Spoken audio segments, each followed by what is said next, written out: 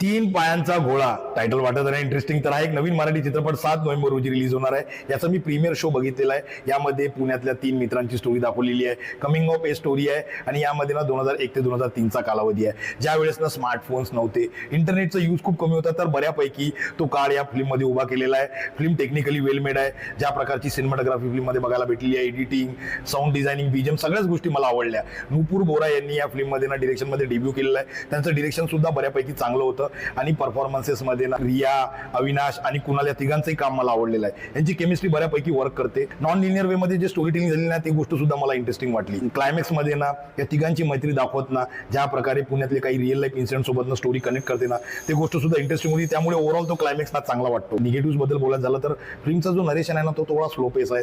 त्यामुळे ड्रामा कुठे कुठे थोडा ड्रॅग होतो आणि मला असं वाटलं की या फिल्मचं ड्युरेशन ना थोडं कमी केलं असतं ना तर अजून जास्त इम्पॅक्टफुल वाटलं असतं. आणि क्लायमॅक्स मध्ये ना गोष्टी खूप चांगल्या इंटरेस्टिंग वाटतात, थ्रिल वाटतं थोडं. तर कुठं तरी तो क्लायमॅक्स थोडा वेळ थांबायला पाहिजे होता, तर तो पटकन संपून जातो. आणि मला असं वाटलं की राहुल देशपांडे सरांचा जो सागरा गाणं आहे तो या फिल्ममध्ये प्लेस करायला पाहिजे होता. आणि हे पुण्याच्या बॅकग्राऊंडवर बनलेली फिल्म आहे, तर पुण्यातले जेवढे युथ आहे चांगल्या प्रकारे या फिल्म सोबत कनेक्ट करणार. कारण की यात खूप सारे नॉस्टॅल्जिक मुवमेंट्स आहे. जेव्हा ते हे स्कूटर चालवत आहे, ड्रिंकिंग वाले त्यांचे मुवमेंट्स आहे, गोव्याला जे ट्रिप वगैरे करतात, तर असे खूप सारे मुवमेंट्स या फिल्ममध्ये चांगले वाटणार. पुणेरी ह्युमर सुद्धा तुम्हाला बघायला भेटणार. आणि तो थोडा कमी होता. मला असं वाटलं की ह्युमरस सीन अजून असते तर अजून जास्त मजा आली असती. तरी मी म्हणणार की स्टोरी टेलिंग लेवलवर आणि काहीतरी तुम्हाला नवीन बघायला भेटणार. तर एकदा तरी हा चित्रपट तुम्ही थिएटरला जाऊन बघू शकता.